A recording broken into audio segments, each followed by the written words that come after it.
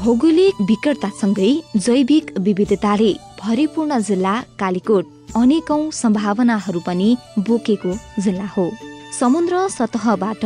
730 मिटरदेखि 4790 मिटरसम्मको उचाइमा अवस्थित यस जिल्लामा विविध भौगोलिक बनावट तथा हावापानी रहेको छ। परम्परागत कृषि तथा पशुपालन व्यवसायको बाहुल्यता रहेको यस जिल्लामा व्यावसायिक खेती प्रवर्धन मार्फत कृषकहरूको आय स्तर बढाउन सकिने सम्भावनाहरू पर्याप्त रहेका छन्। कृषि क्षेत्रमा रोजगारी सृजना, उत्पादन तथा उत्पादकत्व वृद्धि मार्फत कृषकको आय स्तर वृद्धि गरी खाद्य सुरक्षा सुनिश्चितता गर्ने लक्ष्य अनुरूप कृषि विकास कार्यालय कालीकोटले जिल्लामा सडक, सिँचाइ, विद्युत तथा बजार पूर्वाधारहरूको अवस्थालाई मध्यनजर गर्दै स्याउ, ओखर, सुन्तला, आँप, सिमी, आलु तथा तरकारी बालीको व्यावसायिक उत्पादन, पकेट विकास तथा धान, मकै, गहुँ, कोदो,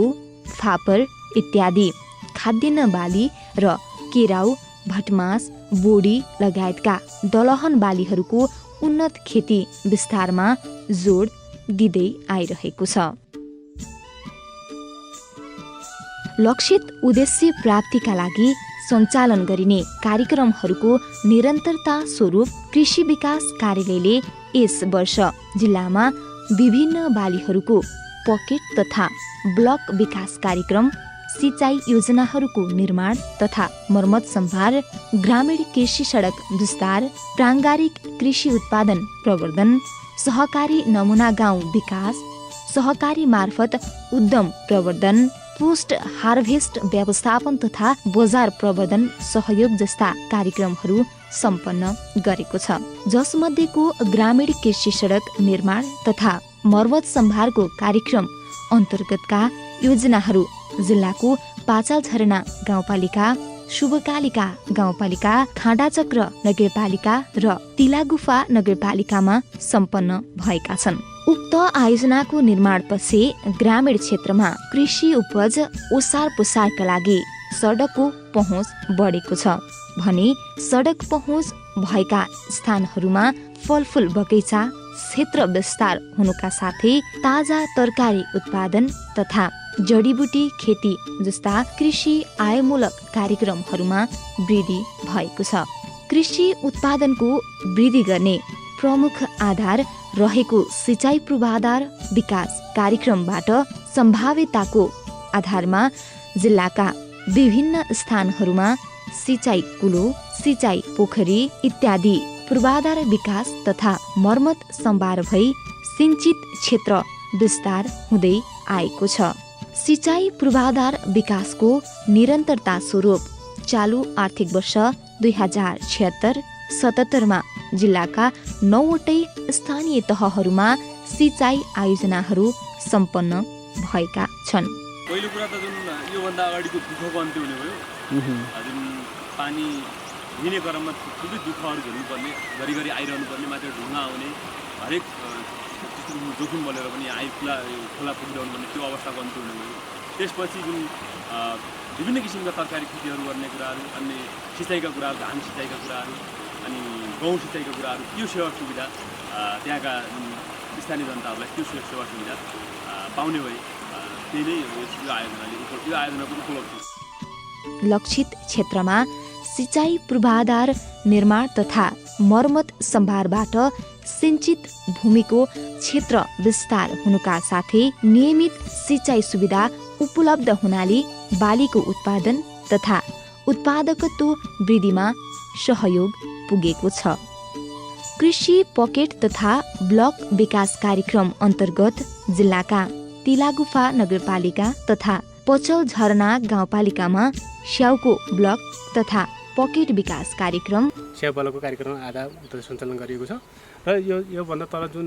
ठुल्ठुलो बिरुवा अहिले फलिराखेको बिरुवा छ योभन्दा केही विगतका केही अगाडिको वर्षहरूमा बिरुवाहरू लगाएर सञ्चालन गरेर अलि फलिराखेको अवस्था हो र बाँकी रहेको जमिनमा हामीले अहिले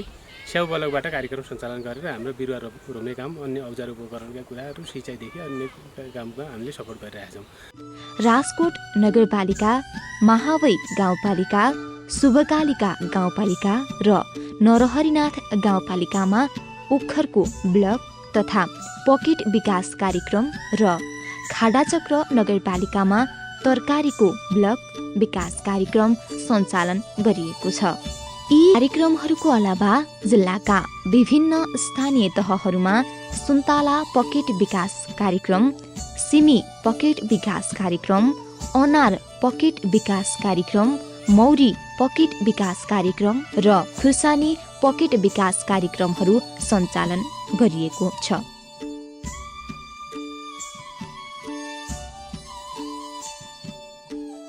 सञ्चालित पकेट विकास कार्यक्रमको प्रभाव स्वरूप विभिन्न फलफूल,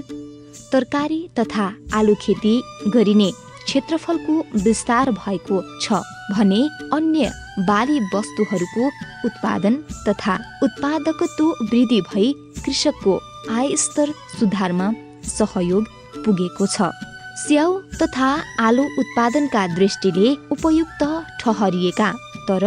मानव आवतजावतका दृष्टिले विकट स्थानमा रहेका कृषि पकेटहरूको विकास कार्यलाई गति दिन उक्त स्थानहरूमा सडकको पहुँच वृद्धिका अलावा त्यहाँ उत्पादित वस्तुहरूलाई उत्पादन स्थलमै सुरक्षित भण्डारण गरी अनुकूल समयमा ढुवानी गरेर बिक्री वितरण गर्न सहज हुने गरी पकेट क्षेत्रमा सेलार स्टोर निर्माणमा सहयोग गरिएबाट पकेट क्षेत्रमा उत्पादित स्याउको मूल्य श्रृङ्खला विकास भई उक्त स्थानमा उत्पादित स्याउको बजारीकरणमा सहयोग पुगेको छ। सडक, विद्युत लगायतका पूर्वाधारका दृष्टिले पछाडि परेको साबिकको कर्णाली क्षेत्रमा सबै खाली कृषि वस्तुहरूको ठूलो परिमाणमा उत्पादन गरी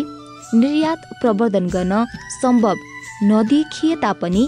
रासायनिक मलखाद तथा विषादीहरूको प्रयोग नभएका यहाँका शुद्ध खेतबारीहरूमा प्राङ्गारिक कृषिजन्य वस्तुहरूको उत्पादन प्रवर्धन गरी सोको निर्यात प्रवर्धन मार्फत कृषकको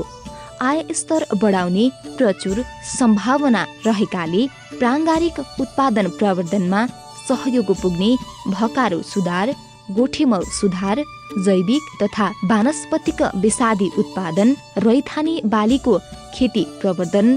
प्राङ्गारिक उत्पादनको बजारीकरणसँग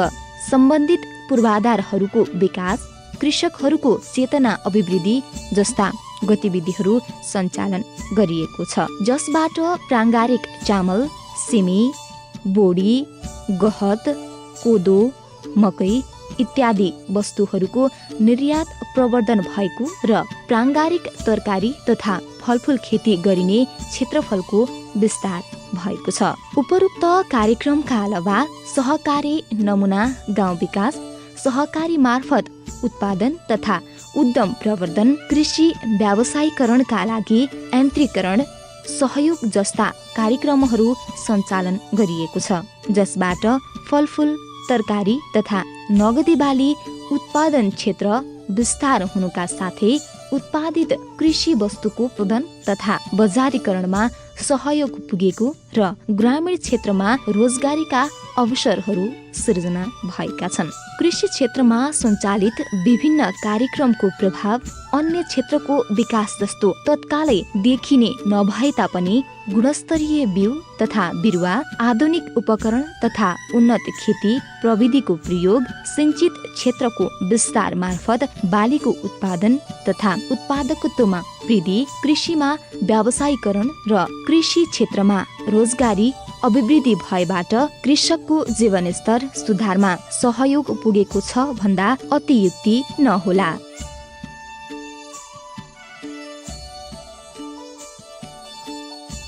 कालीकोट जिल्लामा कृषि व्यावसायीकरणका लागि प्रयासका रूपमा हामीले सिँचाइको संरचना विस्तारको कुरा काम गरिरहेका छौँ। त्यसै गरी कृषि सडकको पनि हाम्रो लगानी छ। अब हामीले जुन ठाउँमा पकेटहरू छन्, विशेष गरी हामी कहाँ स्याउका पकेटहरू, ओखर पकेटहरू र आलु पकेटहरू छन्। ती पकेटहरूसँग जोड्नको लागि कृषि पूर्वाधारको रूपमा चाहिँ कृषि सडकहरू निर्माणमा हामी लागेका छौँ र त्यसै गरेर कतिपय बालीहरूलाई भण्डारण गर्नको लागि र लामो समय राख्नको लागि चाहिँ त्यस्ता भण्डारण सम्बन्धी पूर्वाधारहरू पनि हामीले निर्माण गरेका छौँ। यस वर्षको कार्यक्रममा हामीले